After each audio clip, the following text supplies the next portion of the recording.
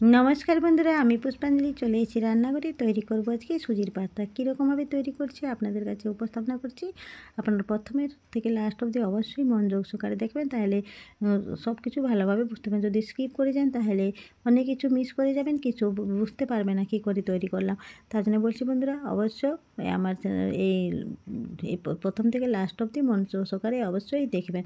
আর যদি ভালো লাগে একটা লাইক কমেন্ট অ্যান্ড শেয়ার অবশ্যই করবেন আমার এই রেসিপিটাকে। যদি আপনাদেরকে যদি ভালো লাগে আপনারাও বাড়িতে তৈরি করে নিতে পারবেন এই সুন্দরভাবে ঘরে তৈরি করা পাস্তা। যে পাস্তাটা আপনারা বাজার থেকে না এনে ঘরেই অল্প সময়ের মধ্যে, খুব অল্প সময়ের মধ্যে, এই আধা ঘন্টা সময় লাগে না এই রেসিপিটা তৈরি করার জন্য।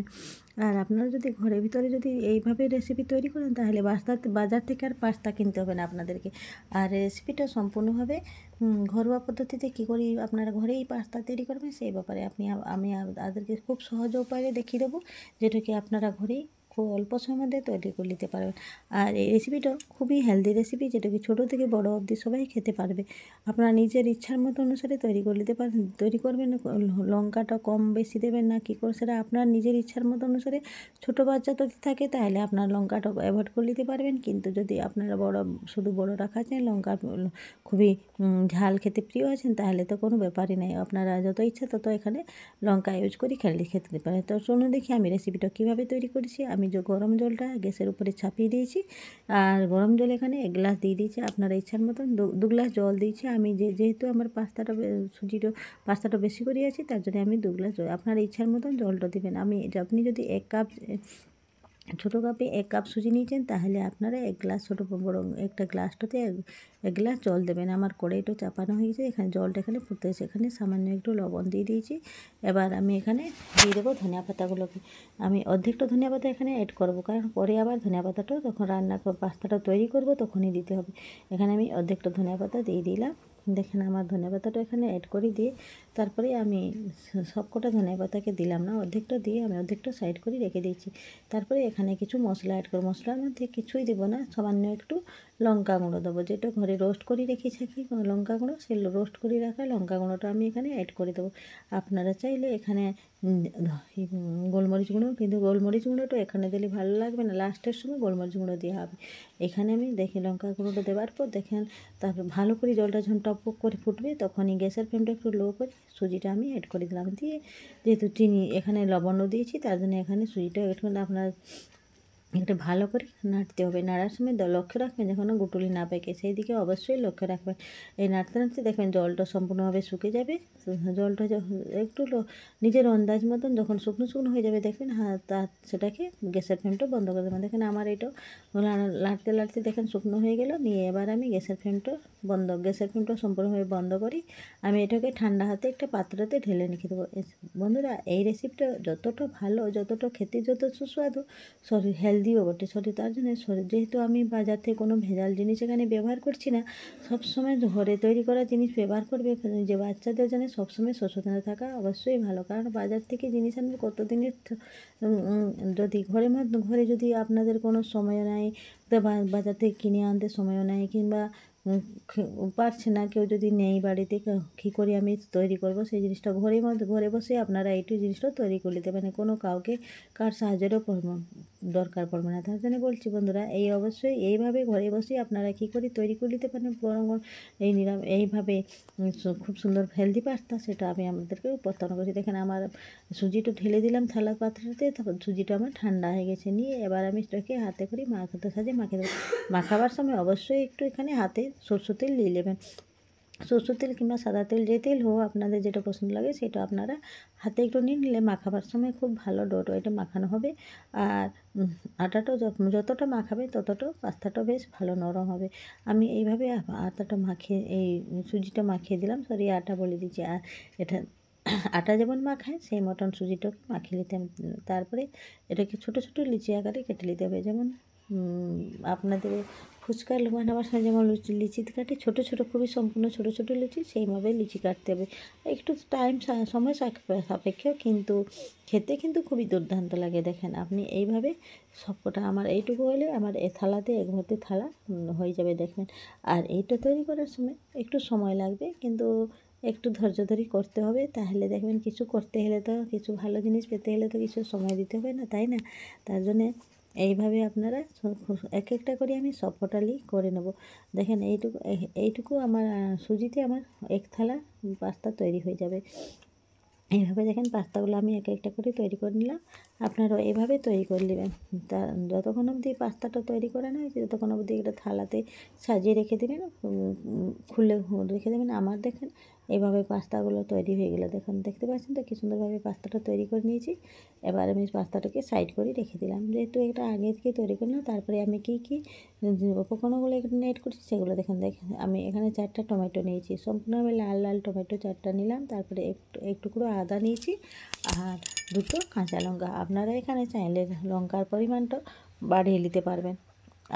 আমি এখানে রসুন আর পেঁয়াজ অ্যাড করছি না। আপনারা চাইলে পেঁয়াজ রসুন পেস্ট করে অ্যাড করে নিতে পারেন, কিন্তু আমি পেঁয়াজ রসুন অ্যাড করছি না। যেহেতু আমি আজ নিরামিষভাবে তৈরি করছি, তো তার জন্যে আপনি এখানে নিরামিষ পর্বে এটা খুবই ভালো লাগে খেতে। তো অবশ্যই লক্ষ্য রাখবেন কি, যদি নিরামিষ পর্বে যদি আপনারা খেতে চান তখনই আমি এইভাবে তৈরি করতে বলবো আপনাদের সবাইকে।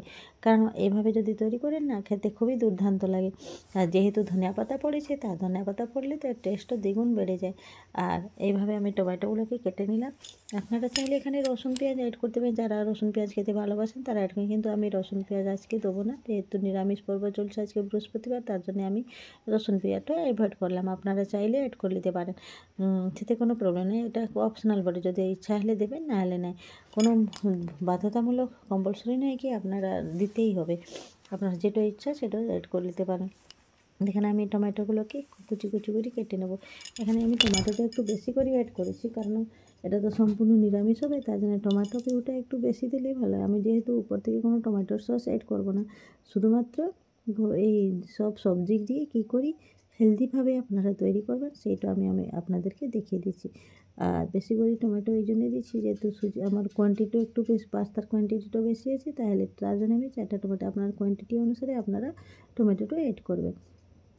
আর এই রেসিপিটা সম্পূর্ণভাবে নিরামিষ রেসিপি আর ঘরোয়া পদ্ধতিতে তৈরি হচ্ছে। আপনারা পুজো পার্বণের সময়ও এইভাবে তৈরি করে পাস্তা বাড়িতে খেতে নিতে পারেন, যদি আপনাদের ইচ্ছা হয়।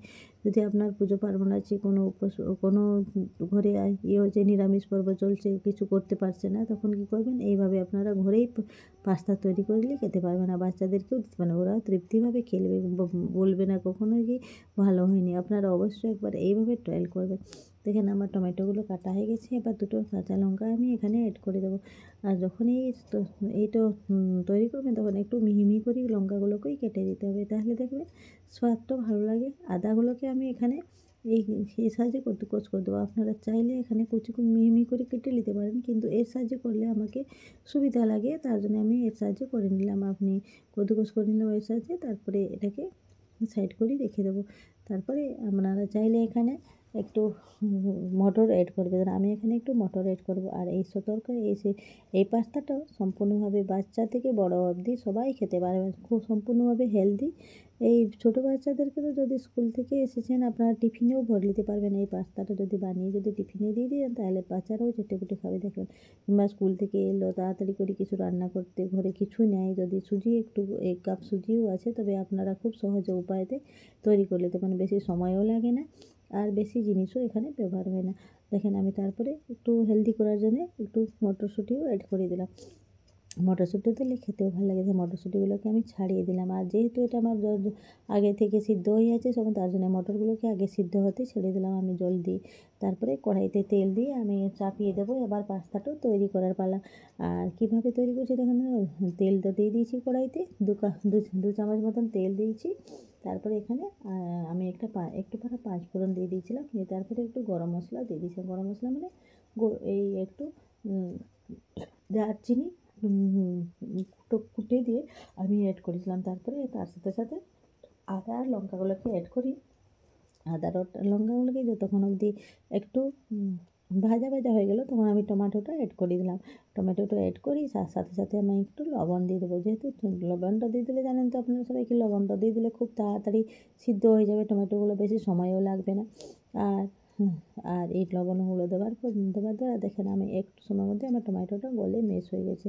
আর এইভাবে যদি টমেটোটা ভালোভাবে মেখে যেতে হবে, মেশ না হলে ভালো লাগবে না এই পাস্তাটা। তার জন্যে আমি এখানে যেহেতু টমেটোর সস ইউজ করছি, টমেটোর সসটা যেমন পুরো মেশ করা থাকে সেই মতন একে টমেটোটাকে মেশ করে নিতে হবে, তবে যেই দেখবেন ভালো লাগবে। তারপরে আমার দেখেন এদিকে মটর কটা আমার সম্পূর্ণভাবে সিদ্ধ হয়ে গিয়েছিলো। এবার আমি যে মটর গরম জলটা ছিল, তো সেই মটর সাথে গরম জল ছিল তার সাথে একসাথে আমি সব কটা অ্যাড করে দিলাম, দিয়ে এটাকে একটু নেড়ে চেড়ে দিতে হবে। যে এবার এটাকে সম্পূর্ণভাবে যেহেতু আমি গরম জল এই জন্যই দিলাম, এটাকে ফুটতে দিতে হবে, তাড়াতাড়ি ঠান্ডা জল দিলে চলবে না।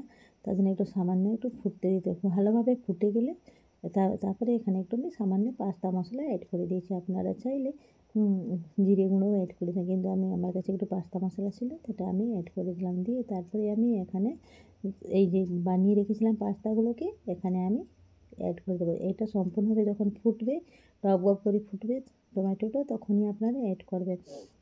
ফুটন্ত অবস্থাতে অ্যাড করলে পাস্তাগুলো এখানে আর একটু সিদ্ধ হয়ে যাবে জলের সাথে, আর খেতেও খুবই ভালো লাগবে। একটা পাস্তা তোমার ভাঙবে না, খুবই ভালো লাগবে। দেখবেন আমি এইভাবে তৈরি করেছি, আপনারাও ট্রাই করবেন এভাবে তৈরি করা, ঘরে তৈরি করা পাস্তা কী সুন্দর লাগবে খেতে। একবার অবশ্যই আপনারা সবাই ট্রাই করবেন, কারণ এইরকম পাস্তা ঘরোয়া পদ্ধতিতে তৈরি করা এই রেসিপিটা সম্পূর্ণভাবে নতুন রেসিপি, আপনারা অবশ্যই ট্রাই করবেন। দেখেন এবার আমি তবে কী জিনিসটা অ্যাড করেছি ভুলে গেছি জানেন তো, এখানে এসে ধনিয়া পাতা তো লাস্টে একটু ছড়িয়ে দিতে হবে। তারপরে ধনিয়া পাতাটা ছড়িয়ে দিয়ে গরম গরম সবাই পাতে সার্ভ করে দিতে হবে। দেখেন এবার আমার রেসিপিটা কেমন হয়েছে আপনারা অবশ্যই একটু বলবেন। যদি ভালো লাগে একটু লাইক কমেন্ট অ্যান্ড শেয়ার করতে যেন বলবেন। আর নতুন বন্ধু যদি হয়ে থাকে তাহলে অবশ্যই একটু চ্যানেলটিকে সাবস্ক্রাইব করতে যেন ভুলবেন না।